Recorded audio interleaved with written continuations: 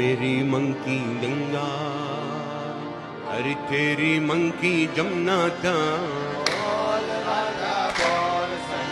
अस्सलाम वालेकुम दोस्तों, अभी तक हम लोग ये समझते थे कि जो दिवाली का त्यौहार है ये सिर्फ हिंदू लोग मनाते हैं और ये सही बात है। लेकिन अभी मैं आप लोगों को एक ऐसा चीज़ दिखाने वाला हूँ जो देखकर आप लोगों को बहुत ही अफसोस होगा।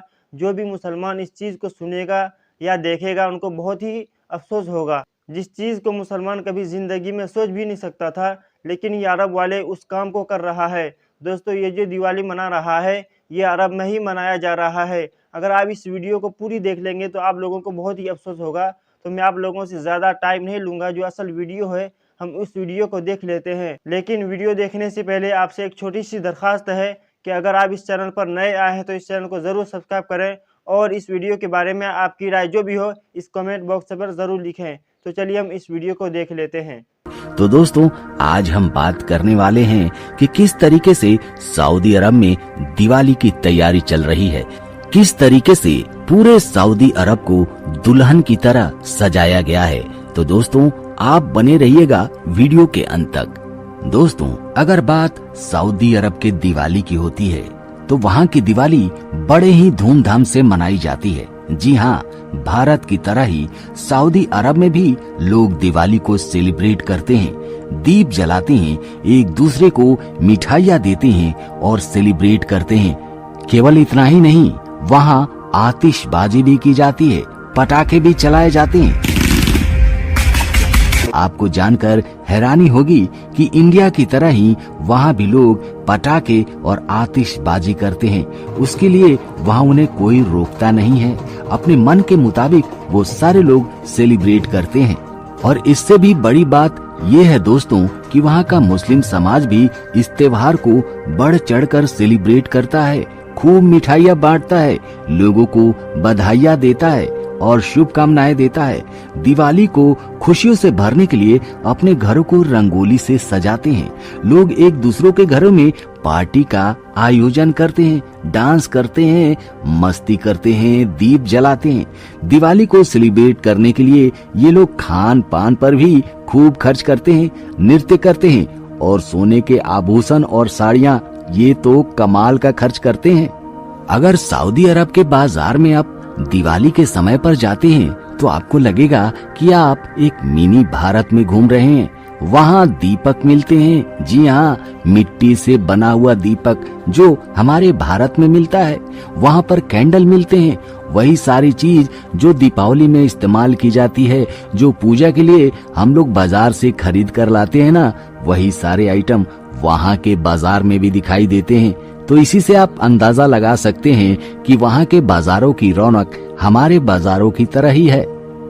दोस्तों, सऊदी अरब पूरी दुनिया में जाना जाता है अपने कट्टर नियम के बारे में, लेकिन उसने हमारे देश भारत के लिए, हमारे धर्म सनातन धर्म के लिए अपने बहुत सारे नियमों में बदलाव किए हैं। यूं ही नहीं, सऊदी अरब में सनातनी मंदिर बन गया। इसके लिए सऊदी अरब ने बहुत सारे नियमों में बदलाव किए हैं, जो कि हमारे धर्म के लिए, हमारे देश के लिए बड़े ही गर्व की बात है। यूं ही नहीं, सऊदी अरब में दीपावली, होली, जन्माष्टमी, गणेश पूजा, यहाँ तक कि दुर्गा पूजा का त्योहार बड़े ही धूमधाम से मनाया जा रहा है। The main day of Diwali, the festival of lights.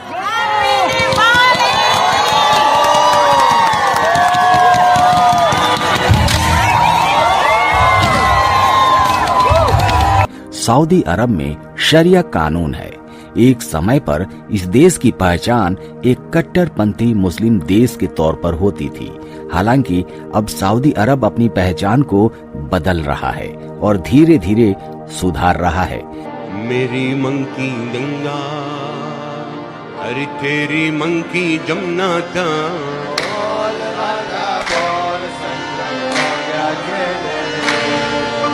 मेरी मंकी गंगा, तेरी मंकी जमुना था।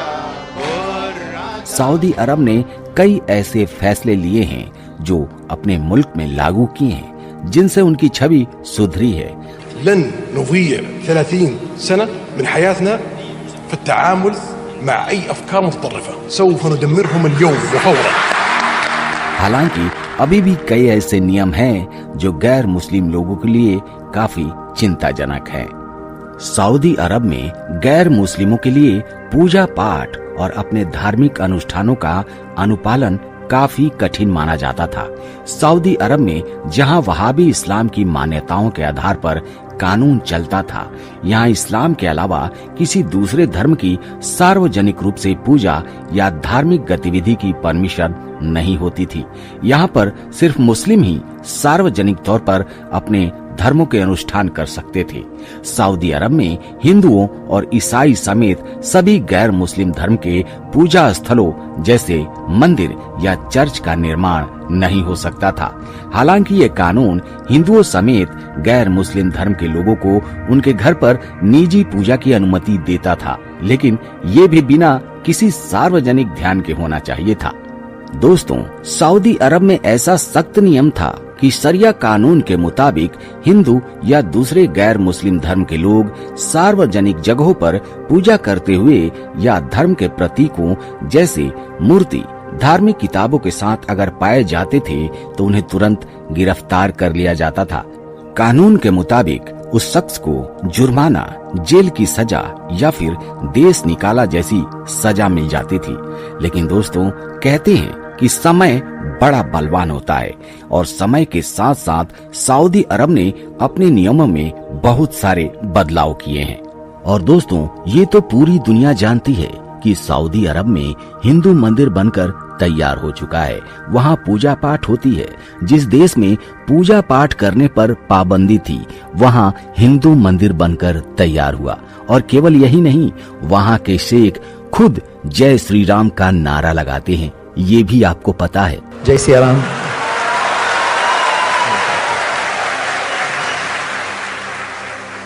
इसके अलावा अगर सऊदी अरब के राजकुमारी के बारे में बात किया जाए तो वहाँ की राजकुमारी हिंदू धर्म की पढ़ाई कर रही हैं, हिंदू धर्म के ग्रंथों के ऊपर रिसर्च कर रही हैं और ये हमारे सनातन धर्म के लिए बड़े ही गर्व की बात है। तो दोस्तों, देखा आप लोगों ने कि इतनी मुकद्दस जगह में ये लोग किस तरह का काम कर रहा है। दोस्तों, ये जो जगह है अभी भी मुकद्दस है, लेकिन यहाँ के रहने वाले जो है उनका सोच इस तरह का कर दिया है। ये लोग जो है अंग्रेज लोगों का गुलाम बन चुका है। अंग्रेज लोग जो भी चाहते हैं इनसे करवा लेते हैं। ये लोग ये नहीं समझते कि क्या चीज़ गलत है, क्या चीज़ सही है, इनको नहीं देखता। वो लोग जो चाहते हैं इनसे करवा लेते हैं। दोस्तों, इन सब चीज़ों से सारे मुसलमानों की हिफाजत फरमाए।